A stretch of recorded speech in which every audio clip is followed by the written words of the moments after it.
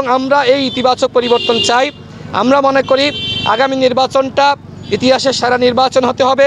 এই জন্য সরকারের দায়িত্ব, নির্বাচন কমিশনের দায়িত্ব ইতিহাসের সেরা পরিবেশ তৈরি করা। যদি ইতিহাসের সেরা নির্বাচনী পরিবেশ তৈরি করা সম্ভবপর না হয়, সেক্ষেত্রে বাংলাদেশে আগামীতে ইতিহাসের সেরা নির্বাচন হবে না, বরং আগামী নির্বাচন সবথেকে চ্যালেঞ্জিং নির্বাচন হতে পারে। সর্বশেষ বলতে চাই, যেটি আমি এসে দেখছি গ্রামগঞ্জে, আমি শুনছি মানুষের কাছে, এবং আমার কাছে উচ্চ পর্যায় থেকে তথ্য রয়েছে। আপনারা জানেন যে আমাদের যিনি নিরাপত্তা উপদেষ্টা রয়েছেন তিনি ভারতে গিয়েছিলেন এবং ভারতের নিরাপত্তা উপদেষ্টার সাথে সেখানে বৈঠক অনুষ্ঠিত হয়েছে। ভারতের পক্ষ থেকে বাংলাদেশ সরকারকে স্পষ্ট বার্তা দেওয়া হয়েছে যে আগামী নির্বাচনে আওয়ামী লীগ, জাতীয় পার্টি সহ যারা ফ্যাসিবাদের দোসর ছিল তাদেরকে নাকি সুযোগ দিতে হবে। আমার স্পষ্ট কথা, যদি অন্তর্বর্তীকালীন সরকার আগামী নির্বাচনে আওয়ামী লীগকে সুযোগ দেয়, যদি জাতীয় পার্টি এবং 14 দলকে সুযোগ দেয়, তাহলে এদেশের জনগণ এই সরকারকে রাখবে না, এই সরকার গতিতে থাকতে পারবে না। আমি উচ্চ পর্যায় থেকে, আমি বলবো না যে কোন উচ্চ পর্যায় থেকে তথ্য পেয়েছি, সেখানে বলা হচ্ছে যে ভারতের পক্ষ থেকে বাংলাদেশ সরকারের কাছে দাবি করা হয়েছে যেটা আওয়ামী লীগের সাংগঠনিক কার্যক্রম নিষিদ্ধ হয়েছে, আওয়ামী লীগের নেতাদেরকে আগামী নির্বাচনে যাতে স্বতন্ত্রভাবে সুযোগ দেওয়া হয়।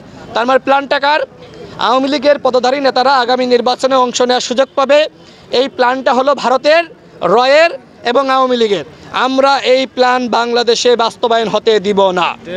স্পষ্ট কথা, আওয়ামী লীগের কোনো পদধারী নেতা যারা 24-এর ডামি নির্বাচনে অংশ নিয়েছে এবং ডামি ওই নির্বাচনে স্বতন্ত্রভাবে পাশ করেছে, তারা আগামী নির্বাচনে অংশ নিতে পারবে না। এই বিষয়ে আমি নিজে প্রধান নির্বাচন কমিশনারের সাথে বৈঠক করেছি, অন্যান্য নির্বাচন কমিশনারের কাছে স্মারকলিপি দেওয়া হয়েছে এবং তারা আমাদেরকে আশ্বস্ত করেছে যে যেহেতু আওয়ামী লীগের সাংগঠনিক কার্যক্রম নিষিদ্ধ, তো সেক্ষেত্রে আওয়ামী লীগের পদধারী নেতারা তারা কিভাবে অংশ নেবে? জনগণ তো তাদেরকে নির্বাচনে অংশ নেওয়ার সুযোগ দিবে না। আমাদের স্পষ্ট কথা, শুধুমাত্র কথার মধ্যেই সীমাবদ্ধ থাকলে হবে না।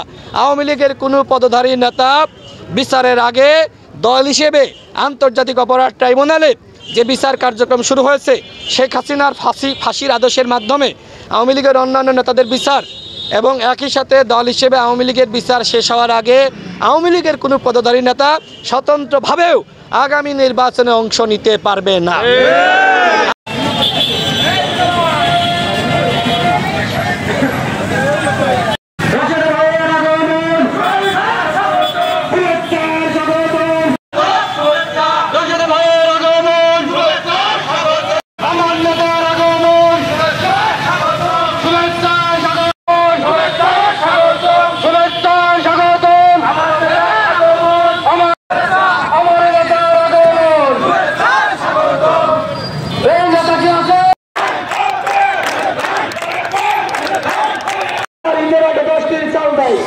এই 10 কেজি চাল আপনি কয়দিন খেতে পারেন? খাইলেন একদিন, আর 10 কেজি চাল খাইলেন কয়দিন? 5 দিন।